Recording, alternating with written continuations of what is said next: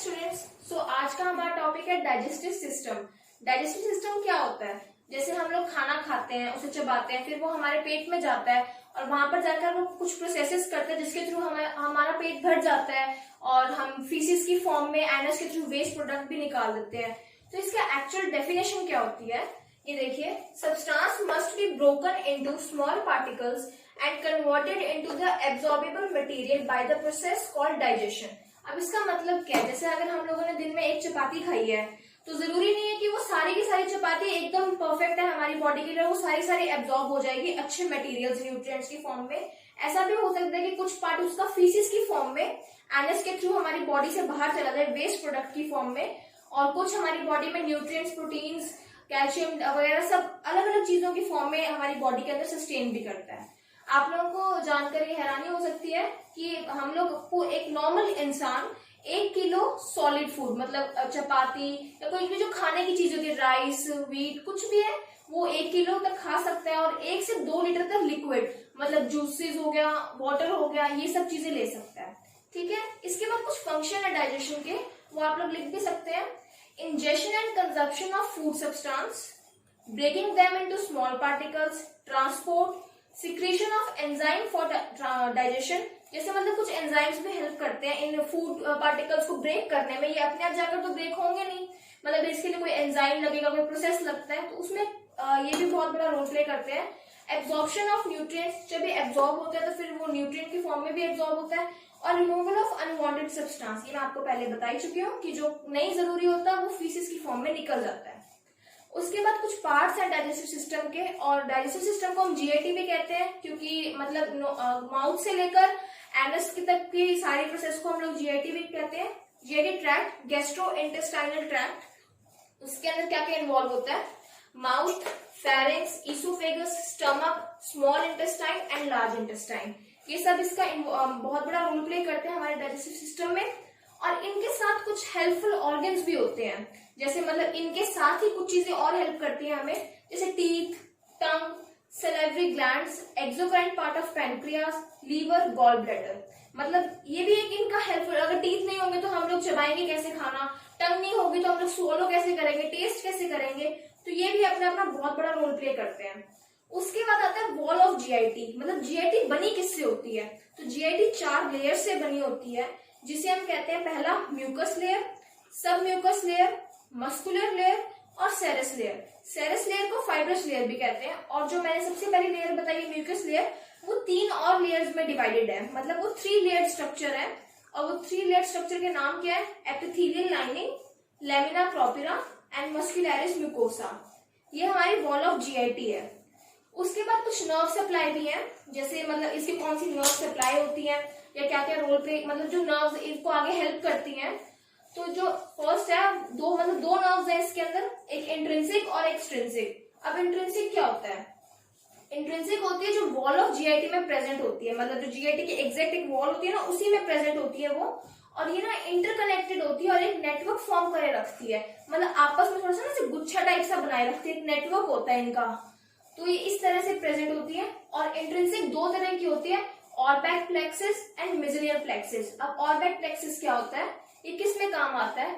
It regulate the movement of GIT and Meissner plexus regulate the secretory function. Okay, ये बहुत important है। और जो सेकंड नर्व सप्लाई है वो है एक्सट्रिंसिक नर्व सप्लाई। अब ये कहां से जाती है? जीआईटी से लेकर एएनएस तक। ठीक है, ये एएनएस क्या? ऑटोनॉमिक नर्वस सिस्टम, मतलब ब्रेन के अंदर तक जाती है। ब्रेन हमारा सारा रोल प्ले करता है, आपको पता ही है, न्यूरल सिस्टम। और एक्सट्रिंसिक भी दो में डिवाइडेड है, parasympathetic nerve fibre and sympathetic nerve fibre. ठीक है, ये आपका मेन डाइजेशन है।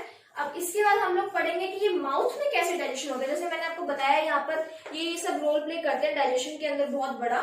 तो अब हम डिस्कस करेंगे कि ये माउथ में कैसे हेल्प करते हैं। तो कुछ फंक्शंस है माउथ के, जैसे इंजेशन ऑफ फूड, च्यूइंग, और ingestion of food material, chewing and mixing the food with saliva, मतलब माउथ के अंदर ही च्यूइंग और मिक्सिंग होती है। Appreciation of taste of food, मतलब टंग हमारा टेस्ट करने में हेल्प करती है और ट्रांसफर करने में भी हेल्प करती है। Transfer of food to the oesophagus by swallowing, मतलब हम जीभ से अंदर की तरफ लेकर जाते हैं तो हमारी ईसोफेगस प्रेजेंट होती है पाइप की फॉर्म में, और जो फूड जाता है ना उसे हम बोलस कहते हैं, BOLUS, बोलस। ठीक है, और और एक डाइजेस्टिव जूस होता है, प्रेजेंट होता है हमारी माउथ के अंदर। Digestive juices present in the mouth is saliva which is secreted by salivary glands। हमारे माउथ के अंदर डाइजेस्टिव जूसेस प्रेजेंट होते हैं in the form of saliva. Saliva माने थूक, ठीक है। और वो हमें सलाइवरी ग्लैंड सिक्रीट करते हैं।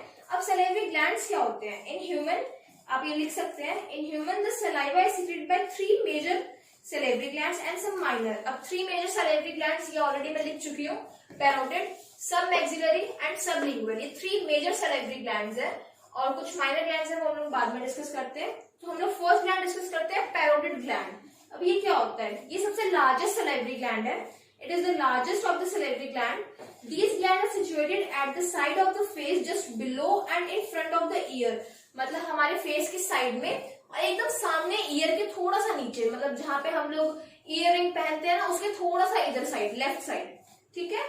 और उसके बाद जो सेकंड ग्लैंड आता है वो है सब मैक्सिलरी ग्लैंड। ये कहाँ प्रेजेंट होता है, this duct opens at the side of frenulum of the tongue by means of small opening on the summit of papilla called cranicula sublinguals। ये कहाँ प्रेजेंट होता है, फ्रेनिलम। जब हम लोग जीभ ऊपर करते हैं ना तो हमारे एक पतली सी स्ट्रक्चर हमें नजर आती है, एक बहुत ऐसे थिन सी स्ट्रक्चर होती है, वो भी एक पार्ट ही होता है जिससे हमारा नीचे का माउथ का पार्ट और जीभ आपस में अटैच्ड होते हैं, ये वहां प्रेजेंट होता है, ठीक है। उसके बाद जो थर्ड ग्लैंड आता है वो है सबसे स्मॉलेस्ट ग्लैंड एक तो, और वो कहाँ प्रेजेंट होता है, mucosa at the floor of the mouth. ये माउथ के एकदम नीचे प्रेजेंट होता है, म्यूकोसा के ऊपर, ठीक है। तो ये तीनों हमारे मेजर ग्लैंड्स थे, ये इसके बारे में इतना ही है। उसके बाद जो माइनर ग्लैंड्स है वो 5 होते हैं, lingual mucosa gland, lingual serous gland, buccal gland, labial gland and palatal gland. अब हम इसको पढ़ते हैं कि इनका क्या रोल है। जो लिंगुअल म्यूकस ग्लैंड है, it is situated in the posterior 1/3 of the tongue, ठीक है।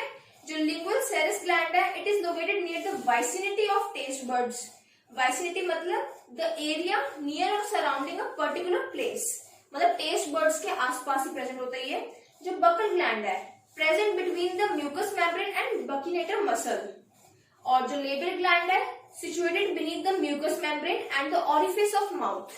म्यूकस मेम्ब्रेन मतलब बीनीथ, मतलब उसके नीचे, और ऑरिफिस ऑफ माउथ, आपको ऑरिफिस मैंने बताया था, नॉस्ट्रिल होता है, जैसे एक मोरा होता है, छेद, समथिंग लाइक दैट। और पैलेटल ग्लैंड कहाँ प्रेजेंट होता है, found beneath the mucous membrane of soft palate. Soft palate मतलब ये जो होता है ना एकदम ऊपर, जैसे हमारे कोई दांत लग जाता है, जीभ लग जाती है ऊपर, जहां हम ऊपर से टच कर सकते हैं, इन्हें सॉफ्ट पैलेट कहते हैं, ठीक है। अब उसके बाद हम डिस्कस करेंगे कि स्टमक में हमारा कैसे रोल प्ले होता है जीआईटी का, मतलब डाइजेशन में हम कैसे हेल्प करते हैं हमें। तो स्टमक में क्या प्रेजेंट होता है, डाइजेस्टिव जूसेस के तौर पे गैस्ट्रिक जूसेस स्टमक में ये रिलीज होता है। सो आप लिख सकते हैं ये चीज कि gastric juices mainly act on proteins. The proteolytic enzyme of gastric juices are pepsin and rennin and other enzymes like gastric lipase, gelatinase, urease and gastric amylase. Okay, so pepsin क्या होता है, the major proteolytic enzyme of gastric juice is pepsin. It is secreted by pepsinogen and which is in active form.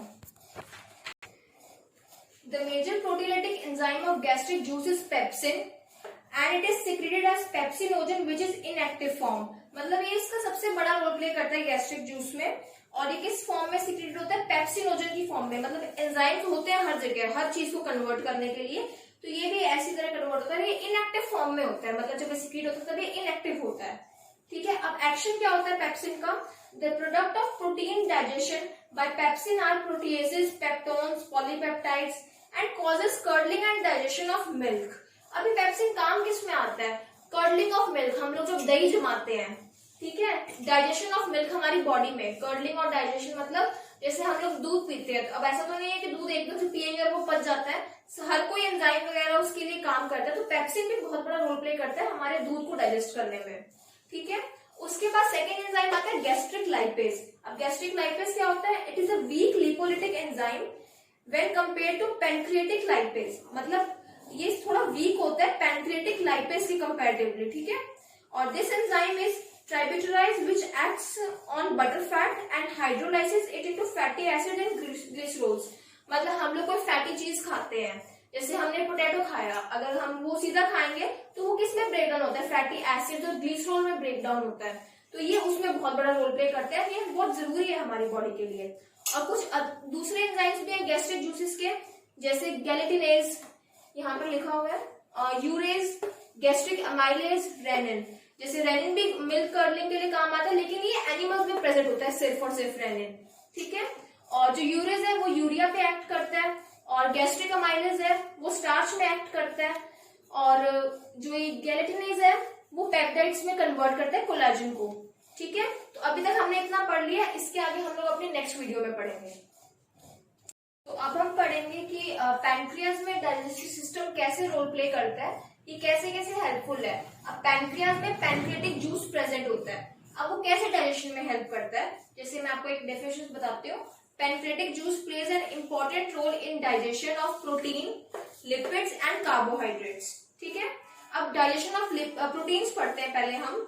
तो इसमें the major proteolytic enzyme of pancreatic juices are trypsin and chymotrypsin. Digestion of protein में जो major enzymes हैं वो trypsin है और chymotrypsin है, ठीक है। अब ट्रिप्सिन कैसे क्या एक्शन करता है, जैसे डाइजेशन ऑफ प्रोटीन में कैसे, trypsin is the most powerful protein डाइजेस्टिक enzyme. It is an endopeptidase and breaks the interior bond of protein molecule by means of hydrolysis. It converts protein into proteases and polypeptides. अब hydrolysis मतलब H2O की form में टूटेगा ये। Interior bonds का मतलब अंदर के बॉन्ड्स तोड़ता है ये, जैसे एक तो हमारे टर्मिनल बॉन्ड्स होते हैं कॉर्नर वाले बॉन्ड्स, और इंटीरियर बॉन्ड्स होते हैं जो अंदर के बीच के बॉन्ड्स होते हैं, उन्हें तोड़ेगा ये। और सबसे मोस्ट पावरफुल तो है ही, ठीक है। उसके अलावा ये कर्डलिंग ऑफ मिल्क में हेल्प करता है, एक्सेलरेशन ऑफ ब्लड क्लॉटिंग, जब हमें कोई चोट लग जाती है तो उसके ऊपर ब्लड क्लॉट आता है तो उसमें भी ट्रिप्सिन बहुत बड़ा रोल प्ले करता है। उसके अलावा ये जैसे once form trypsin itself convert into trypsinogen into trypsin, मतलब ट्रिप्सिन अपने आप खुद को कन्वर्ट कर सकता है, जैसे बॉडी में हमारे ट्रिप्सिनोजन की फॉर्म में होता है और ये खुद को ट्रिप्सिन की फॉर्म में कन्वर्ट कर लेता है, ठीक है। उसके बाद हम लोग सेकेंड एंजाइम स्टडी करेंगे, वो है काइमोट्रिप्सिन। अब ये कैसे हेल्प करता है डाइजेशन ऑफ प्रोटीन में, जैसे chymotrypsin is also an endopeptidase and it hydrolyses the protein into polypeptides. अब ये प्रोटीन को पॉलीपेप्टाइड्स की फॉर्म में कन्वर्ट करता है। डाइजेशन ऑफ मिल्क और ब्लड क्लॉटिंग में इसका कोई रोल नहीं है, मतलब सबसे मेजर रोल तो ट्रिप्सिन का है, ब्लड क्लॉटिंग में इसका कोई रोल नहीं है, ठीक है। उसके बाद आता है कार्बोक्सीपेप्टिडेजेस। अब ये कैसे हेल्प करते हैं, breaks the terminal bond of protein molecule, therefore these enzymes are called exopeptidases। मतलब जब टर्मिनल बॉन्ड, जो मतलब जैसे कॉर्नर का बॉन्ड होता है, मैंने आपको बताया इंटीरियर बॉन्ड मतलब बीच के बॉन्ड्स, टर्मिनल मतलब कॉर्नर के बॉन्ड्स, ये उनको ब्रेक करता है, ठीक है। उसके बाद आता है फोर्थ न्यूक्लियसेस। अब इससे आप आइडिया लगा सकते हैं, न्यूक्लियसेस मतलब न्यूक्लियस भी हो सकता है। तो अभी कैसे हेल्प करता है, are ribonuclease, these are ribonuclease and deoxyribonuclease, मतलब RNA and DNA which are responsible for the digestion of nucleic acids, ठीक है। उसके बाद आता है हमारा फिफ्थ वन, इलास्टेज। अब ये कैसे हेल्प करता है, ये आप लिख सकते हैं, pro elastase is activated into elastase by trypsin. मतलब प्रो इलास्टेज होता है पहले, वो ट्रिप्सिन की फॉर्म से इलास्टेज में कन्वर्ट होता है and it digest the elastic fibre. ये ई है तो इसलिए आप इसको याद रखने के लिए ई से इलास्टेज एंड ई से इलास्टिक फाइबर के नाम से याद कर सकते हैं। और कोलाजिनेज का मतलब है it is activated into collagenase by trypsin, मतलब procollagenase activated into collagenase by the trypsin. ये भी ऐसे ही होता है कि प्रो कोलाजिनेज होता है वो ट्रिप्सिन की फॉर्म से कोलाजिनेज की फॉर्म में एक्टिवेट होता है, और ये कैसे क्या डाइजेस्ट करता है, कोलाजन डाइजेस्ट करता है हमारी बॉडी में, ठीक है।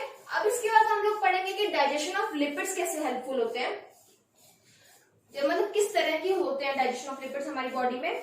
The lipolytic enzyme present in pancreatic juice are pancreatic lipase, phospholipase A और बी, मतलब ये दो है, phospholipase A and phospholipase B, colipase, bile activated lipase, cholesterol ester hydroxylase, ठीक है। ये सब एंजाइम्स हैं। उसके बाद आता है digestion of carbohydrates like salivary amylase. The pancreatic amylase also converts starch into dextrin and maltose. ये भी सब कन्वर्जन में हेल्प करता है, इसके कोई एंजाइम्स नहीं है, बल्कि इसका बस कन्वर्जन है कि डेक्सट्रिन और माल्टोज में कन्वर्ट होता है। सो हम लोग पढ़ चुके हैं कि पैनक्रियाज में कैसे कैसे डाइजेस्टिव सिस्टम हेल्पफुल करता है, पैनक्रिया डाइजेस्टिव सिस्टम में। सो अब हम पढ़ेंगे कि लीवर और गॉल ब्लैडर में कैसे हेल्पफुल करता है। सो लीवर और गॉल ब्लैडर में बाइल सॉल्ट्स प्रेजेंट होते हैं, ठीक है। अब वो कैसे कैसे अपना एक्शन परफॉर्म करते हैं डाइजेस्टिव सिस्टम में। सो फर्स्ट आता है इमल्सिफिकेशन ऑफ फैट्स। अब ये कैसे हेल्पफुल करता है?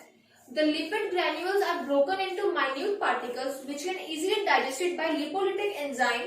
The action of bile salts on lipid substance is called emulsification of fat. मतलब इसको तोड़ता है पार्टिकल्स को, फिर मतलब लिपोलिटिक एंजाइम्स के थ्रू डाइजेस्ट होता है, और मतलब ये जो सारा एक्शन किसका होता है? बाइल सॉल्ट्स का होता है। और ये मतलब इमल्सिफिकेशन ऑफ फैट मतलब जो सारे पार्टिकल्स के बहुत न्यूट्रल फॉर्म में डाइवर्ट कर देता है, ठीक है। उसके बाद आता है एब्जॉर्प्शन ऑफ फैट्स। अब ये क्या होता है? The bile salts combine with fats and make complexes of fats called micelles. The fat in the micelles can be easily absorbed. मतलब ये इस फैट को इस फॉर्म में कन्वर्ट कर देता है कि वो हमारी बॉडी में एब्जॉर्ब हो सके, मतलब अच्छे से एब्जॉर्ब हो जाए हमारी बॉडी में। उसके बाद आता है कोलेरिटिक एक्शन, ये मैंने यहाँ लिखा हुआ है।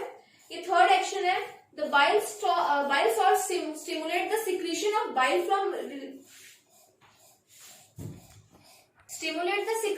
Bile from liver. मतलब ये बाइल का सिक्रीशन करता है लीवर से।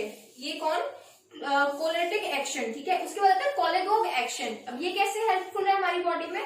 विच increases the release of bile from gall bladder into the intestine. क्योंकि देखो अब लीवर के और गॉल ब्लैडर के बाद कहाँ जाएगा हमारा खाना? स्मॉल इंटेस्टाइन में। तो ये किस लिए काम आता है? ताकि ये बाइल सिक्रीट करते हैं लीवर से, मतलब एक गॉल ब्लैडर से करता है और एक लीवर से करता है, ठीक है। उसके बाद आता है लेग्जेटिव एक्शन। ये किस लिए काम आता है? Induces defecation. डिफिकेशन मतलब वेस्ट प्रोडक्ट हमारी बॉडी से निकालने में, ठीक है।